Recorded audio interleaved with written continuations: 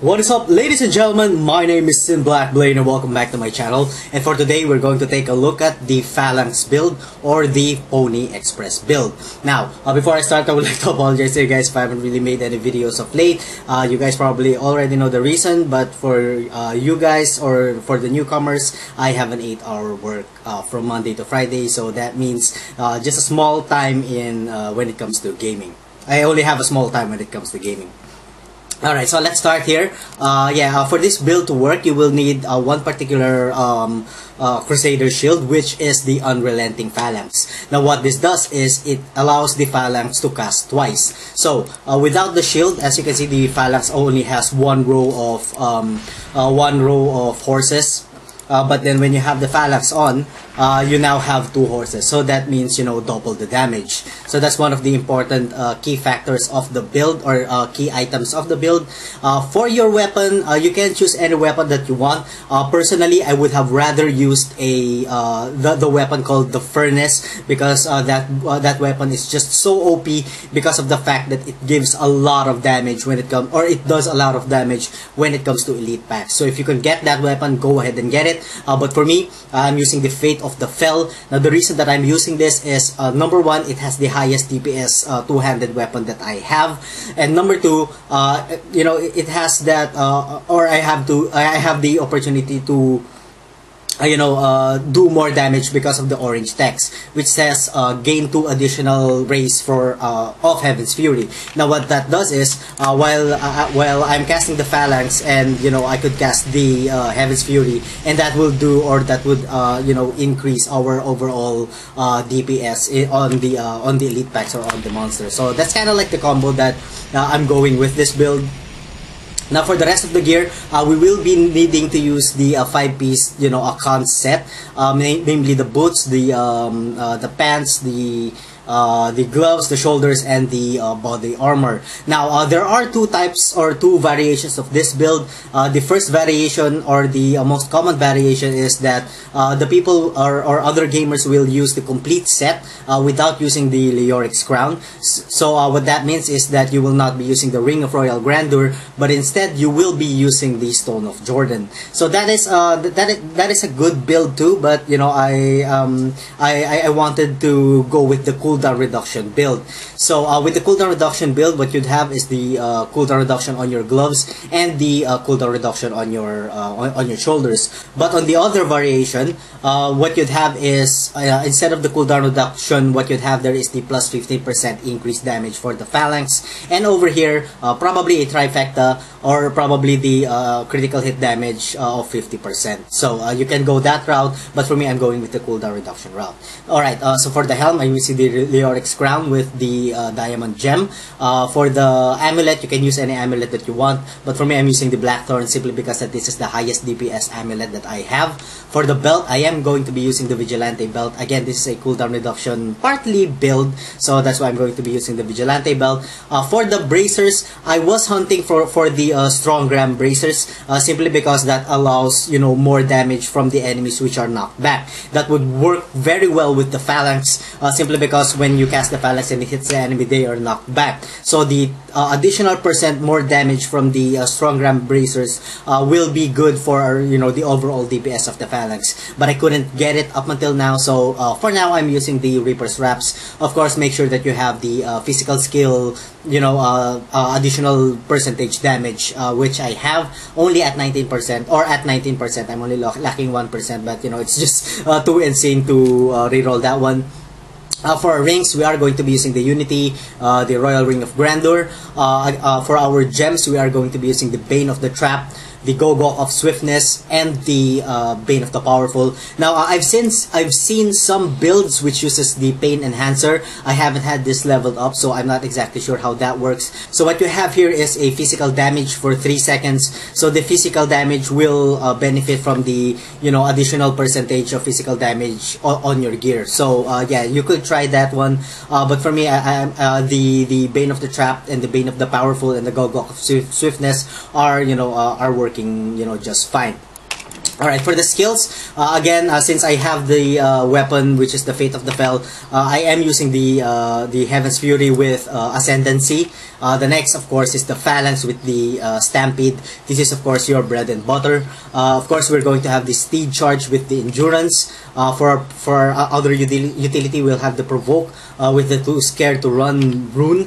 For our loss, I chose the Loss of Valor with the Unstoppable Force. That is because, of course, when this is cast, all of the Wrath's cost of skills are reduced by 50% for 5 seconds. So what that means is if I have the Akkhan champion up and I have the Loss of Valor up, the Phalanx would cast almost nothing. So that's going to be really good, for an additional 10 seconds. Alright, so for our last skill, we are going to be using the Akkhan champion with the rune Prophet for the additional 150% increased armor.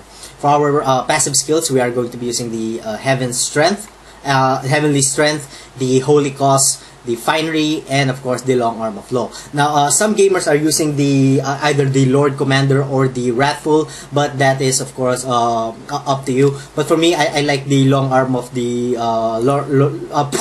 Long Arm of the Law, simply because it extends the time of the 50% reduced cost of the Wrath skills. So that's going to be really helpful. But if you want, you can go with Lord Commander or Wrathful. Alright, so I guess that's about it. Of course, don't forget to have the Unity Ring on you, and of course the Unity Ring for your for your follower, and of course having the follower cannot die relic. Alright, so let's get into some juicy gameplay. Again, I apologize guys if I haven't uploaded anything of late. Just have a lot of work, sometimes I work 9 hours or even 10 hours a day just to finish my work. But anyway, that's enough about me. Let's get into some gameplay and let's get into some elite packs to kill here. I do hope that the monster density here is really good. We are playing on tournament level 6. Alright, so we have our first elite packs over here. Oh yeah, and one of the key problems with this build, well, probably not a problem, but it is still an issue, is that when the elite packs all have, the Waller mod, it's going to be a little bit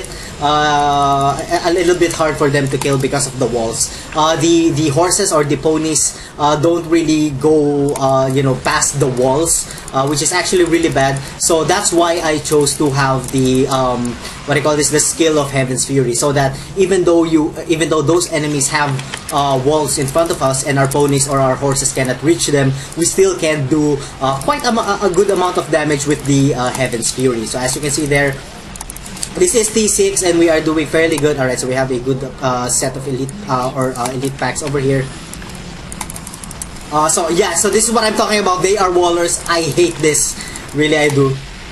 But as long as you can hit them over and over again, they would get knocked back and they wouldn't really be able to cast the wall that much.